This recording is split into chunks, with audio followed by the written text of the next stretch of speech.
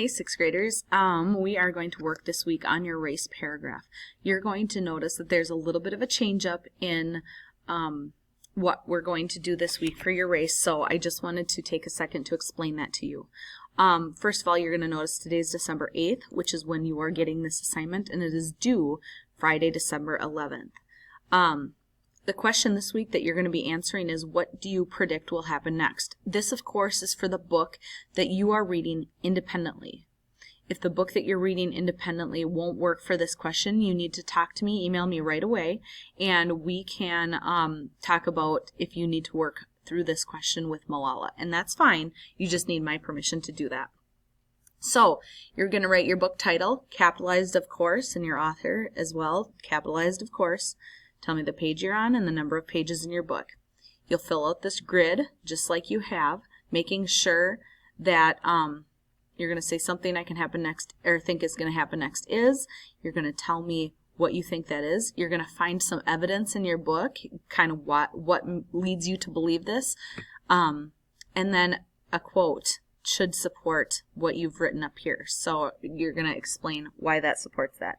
You'll do exactly what you did before, and you'll fill out this grid. Then you're going to notice a step 5. Now you're going to put this into a letter. So many of you are very much ready for this. So we started off doing it this year, and so you might remember some of this. My help is over here. Your letter is going to go here. So paragraph 1 is going to be I am reading. So you're going to start here. You're going to 1, 2, 3, 4, 5. I am reading. And then you'll underline whatever it is by blah, blah, blah, blah, blah.